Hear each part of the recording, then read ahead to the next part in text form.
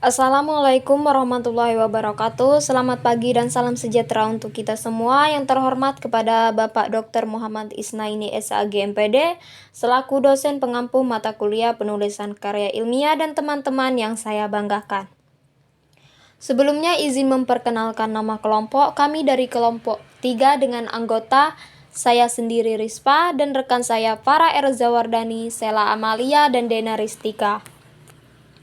Adapun topik yang akan kami bahas pada video kali ini adalah langkah-langkah penulisan karya ilmiah. Menulis karya ilmiah berarti kita membuat suatu penelitian yang ilmiah dan bisa dipertanggungjawabkan. Untuk itu tidak bisa sembarangan dalam menulis karya ilmiah ini. Perlu diketahui bahwa suatu karya ilmiah berkualitas atau tidak bukan berdasarkan penelitian atau non-penelitian.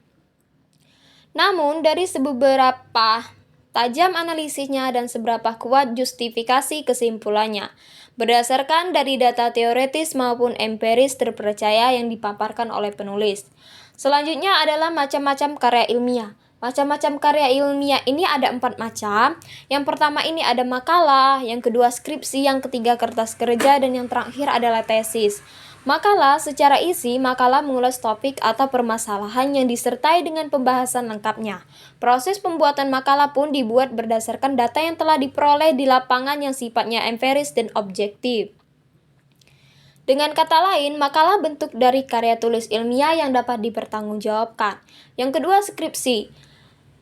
Macam karya ilmiah yang kedua ini adalah skripsi. Dari segi pengambilan data dan penulisannya pun juga berdasarkan pada hasil penelitian ataupun kajian yang dilakukan penulis. Penulisan skripsi dibuat oleh mahasiswa seterata 1 di mana penulisan skripsi bentuk dari syarat kelulusan.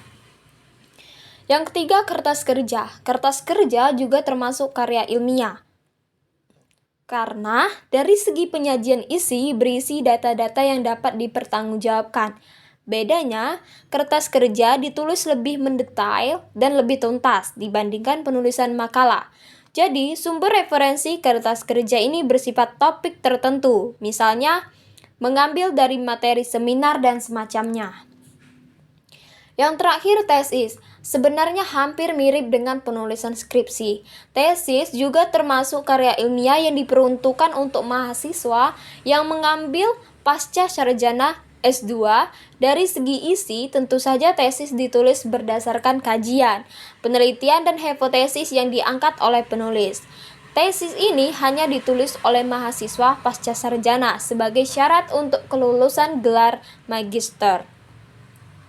Selanjutnya adalah manfaat karya ilmiah. Manfaat karya ilmiah ini ada 3. Yang pertama di dunia pendidikan, yang kedua fungsi penelitian, dan yang ketiga fungsional. Nah, di dunia pendidikan ini berperan untuk memberikan pengalaman bagi penulisnya, di mana dari penulis karya ilmiah, penulis saat membaca sumber referensi untuk mendukung karya ilmiah. Mereka mendapatkan banyak perspektif dan banyak ilmu yang akan mendukung secara akademik penulis.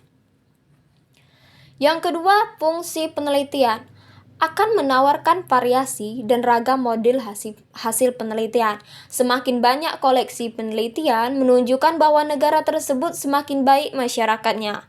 Karena dari hasil penelitian akan memperkaya ilmu pengetahuan sekaligus sebagai media transformasi kepada regenerasi kita. Yang ketiga, fungsional. Karya ilmiah sebagai media untuk mengembangkan ilmu pengetahuan dari berbagai perspektif, sekaligus sebagai pendukung bahan pustaka dan sangat berperan untuk kepentingan disiplin ilmu, tentunya banyak cabang ilmu. Selanjutnya bentuk karya ilmiah. Yang pertama ada bentuk populer karya ilmiah. Nah, karya ilmiah bentuk ini biasanya diungkapkan dalam bentuk karya ringkas. Ragam bahasanya bersifat santai, kalimat-kalimatnya sederhana, lancar, namun tidak berupa senda gurau dan tidak pula bersifat parantasi atau rekaan. Yang kedua, bentuk semi formal. Karya ilmiah bentuk ini biasanya sudah tersusun dari beberapa bab.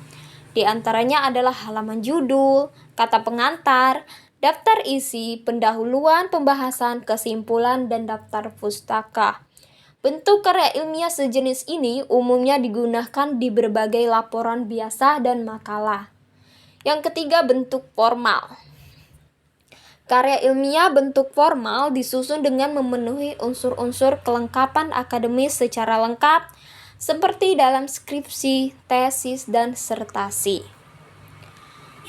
Yang terakhir adalah langkah-langkah menulis karya ilmiah. Yang pertama, menentukan tema atau topik penelitian, membuat outline atau kerangka penelitian, mengumpulkan bahan setelah poin-poin outline tersusun dengan rapi, survei lapangan, membangun bibliografi, menyusun hipotesis, menyusun rancangan penelitian, melaksanakan percobaan berdasarkan metode, melaksanakan pengamatan dan pengumpulan data setelah melakukan percobaan, menganalisis dan menginterpretasikan hasil pengamatan yang sudah dilakukan, dan yang terakhir merumuskan kesimpulan dari teori. Demikianlah presentasi kami mengenai langkah-langkah menulis karya ilmiah. Lebih dan kurangnya kami mohon maaf. Kami akhiri. Wassalamualaikum warahmatullahi wabarakatuh.